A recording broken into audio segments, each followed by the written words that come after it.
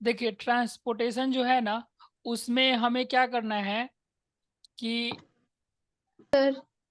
तो हमें ट्रांसपोर्टेशन में पढ़ना होगा प्लांट ट्रांसपोर्टेशन और फिर एनिमल ट्रांसपोर्टेशन। ठीक है, प्लांट ट्रांसफॉर्मेशन ट्रांसपोर्टेशन भी डिटेल में पढ़ना है और एनिमल ट्रांसपोर्टेशन भी डिटेल में पढ़ना है। एनिमल में जो भी ट्रांसपोर्टेशन होता है उसके लिए ब्लड होता है, ठीक है, वो ट्रांसपोर्टेशन ब्लड में ही होता है।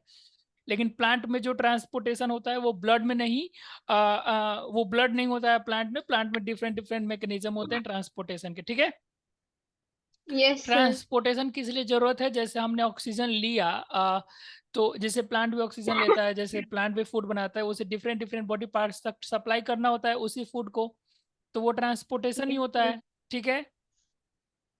या फिर हम जो लंग्स में अभी हमने देखा वो रेस्पिरेशन में कि हम सांस लेते हैं तो वो फिर ब्लड में डिजोल्व होकर के और फिर वो डिफरेंट डिफरेंट बॉडी पार्ट्स तक जाता है, तो वो कैसे हो रहा होगा? वो ब्लड ट्रांसपोर्ट ही तो कर रहा होगा, है ना। Yes sir. तो ट्रांसपोर्ट का मतलब कि लाइव प्रोसेस, ट्रांसपोर्ट क्या है? एक लाइव प्रोसेस। जैसे हमने स्टार्टिंग में व्हाट इज लाइव प्रोसेस जब पढ़ा था तो उसके उसके एग्जांपल्स में बहुत सी चीजें लिखी थी। जैसे हमने लिखा था डाइजेशन, जो कि हमने पढ़ लिया प्लांट और एनिमल्स दोनों में। फिर हमने उसमें लिखा था कि रेस्पिरेशन, जो कि हमने पढ़ लिया प्लांट और एनिमल दोनों में, ठीक है। और फिर हमने उसमें यस। लिखा था transportation, reproduction, control and coordination, ये सब, ठीक है। Yes sir. ट्रांसपोर्टेशन हमें क्या करना होगा? अभी पढ़ना होगा प्लांट्स और एनिमल्स दोनों के लिए, ठीक है। Yes sir. तो ट्रांसपोर्टेशन में होता क्या है कि एक सब्सटेंस कोई भी कहीं से एब्जॉर्ब होता है और वो डिफरेंट बॉडी पार्ट तक क्या हो जाता है? ट्रांसफर हो जाता है। क्या हो जाता है? ट्रांसफर। ठीक है। तो ट्रांसपोर्टेशन में होता क्या है? A substance is absorbed from one part of an organism and carried out to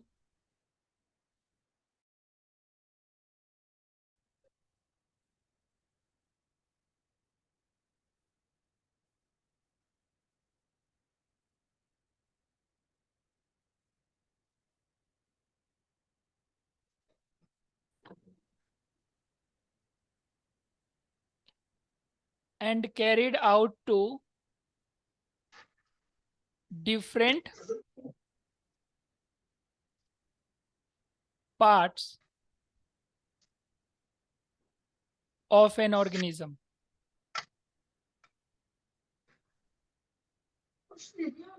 कोई दिक्कत? कोई दिक्कत? No sir. अब हमें ट्रांसपोर्टेशन दोनों चीज में पढ़ना है, ट्रांसपोर्टेशन इन प्लांट्स और ट्रांसपोर्टेशन इन एनिमल। सबसे पहले हमें ये पढ़ना है transportation in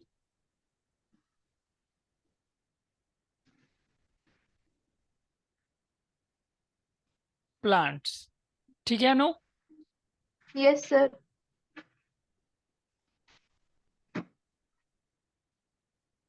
transportation in plants में क्या करना है? सर जाइलम और फ्लोएम से होता है। हाँ, जैसे कि ये प्लांट है मान लीजिए,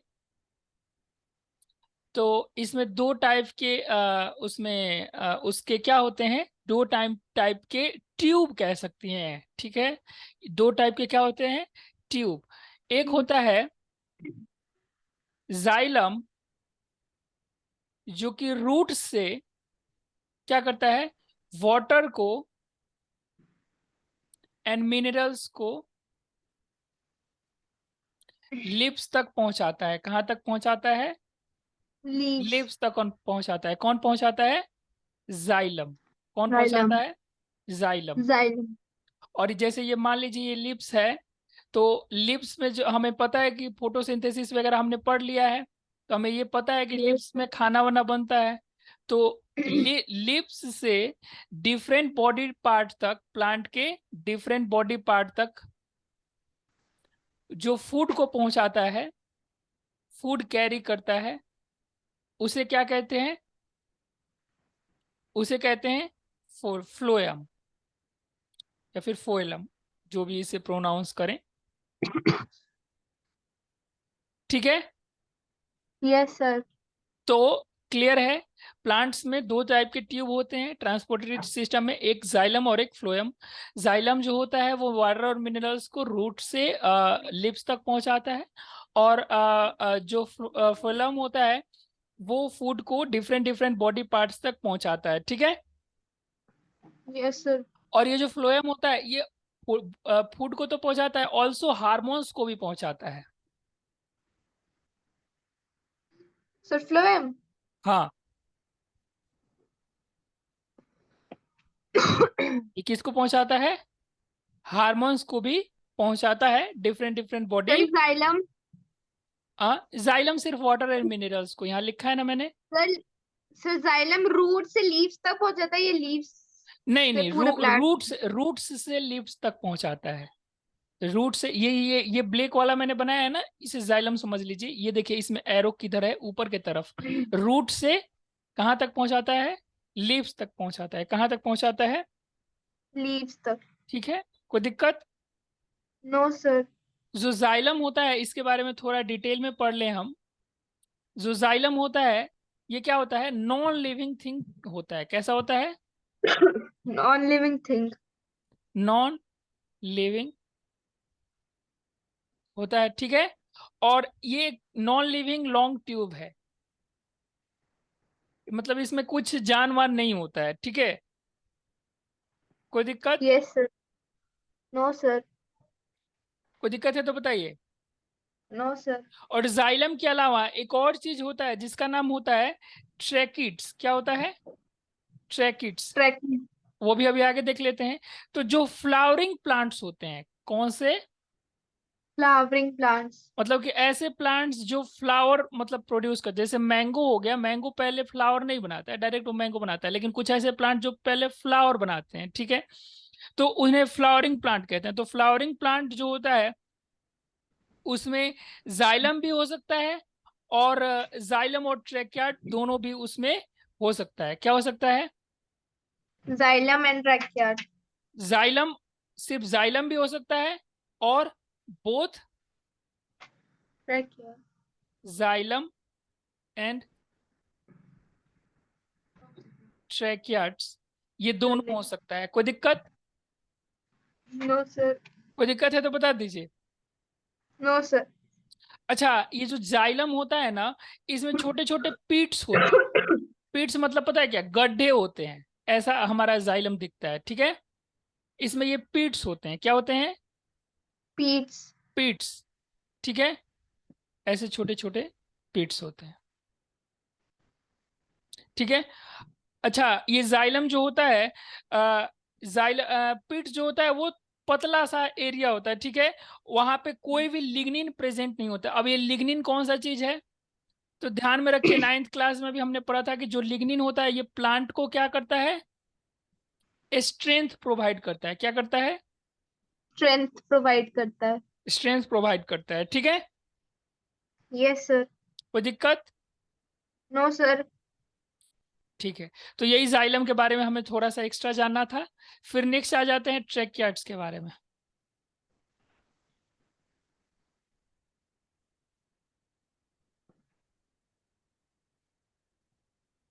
ठीक है, ट्रैकियार्ड्स क्या होते हैं? ये लॉन्ग ट्यूब होते हैं। ये जाइलम और ट्रैकियार्ड्स दोनों चीज पानी ही सप्लाई, पानी और मिनरल सप्लाई करने में ही काम आते हैं, ठीक है Anu. Yes sir. Yes sir. Tracheid जो होते हैं वो थोड़े पतले होते हैं। कैसे होते हैं? थिन होते हैं। जाइलम थोड़े मोटे होते हैं, ठीक है। ये लॉन्ग यस सर। होते हैं लेकिन थिन होते हैं, ठीक है। इनका शेप कैसा होता है? स्पिंडल होता है। कैसा? स्पिंडल। स्पिंडल शेप्ड, ठीक है। और इनके पास भी पिट्स होता है। क्या होता है? पिट्स। पिट्स, पिट्स मतलब गड्ढा, ठीक है। Yes sir.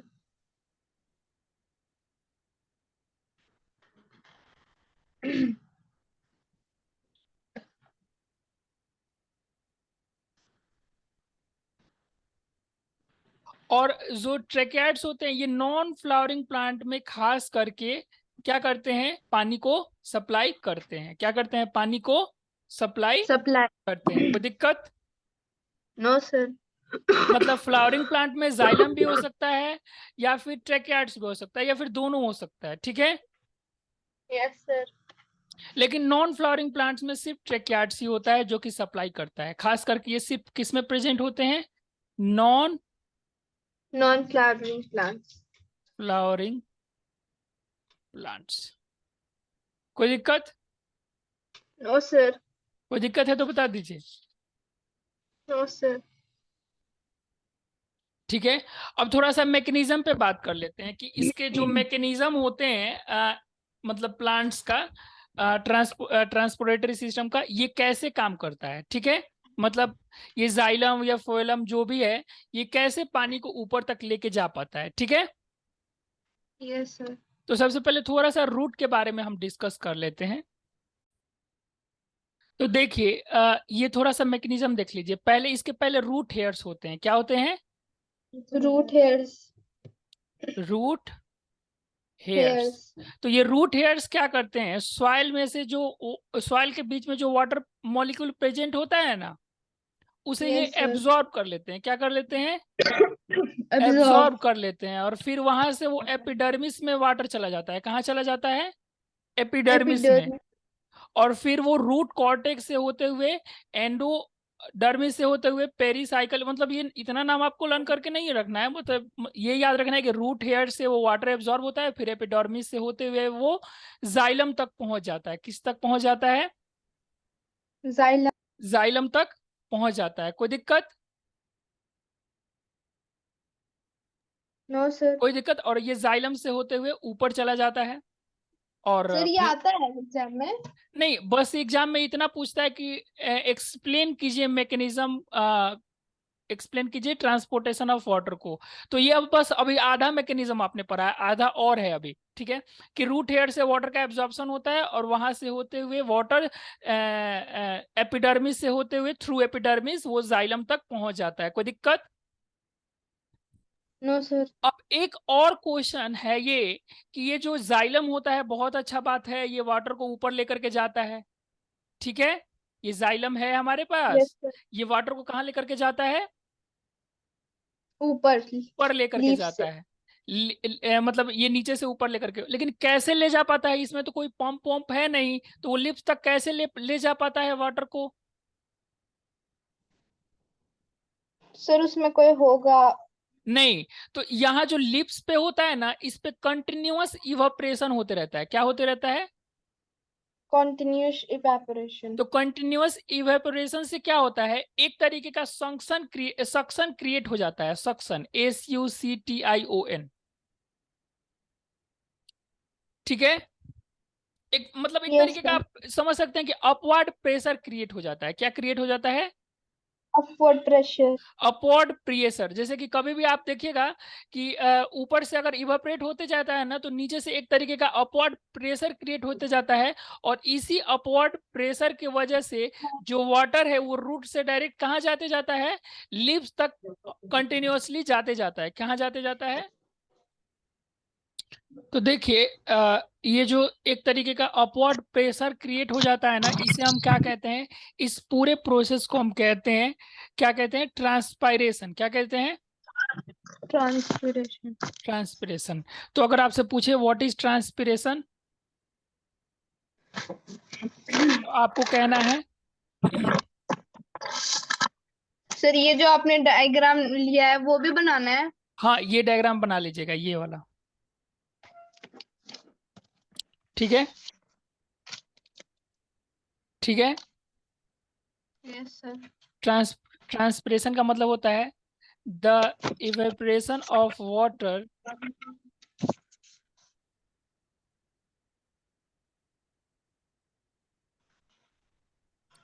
From the leaves of a plant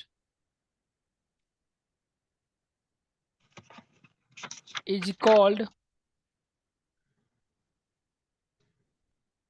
transpiration, ठीक है। Yes sir. कोई दिक्कत? No sir.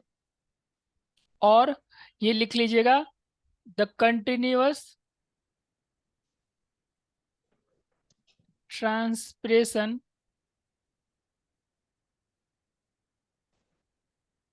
यहाँ पी होगा, the continuous transpiration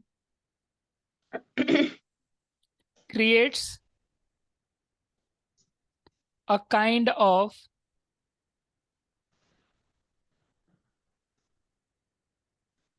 upward suction due to which xylem can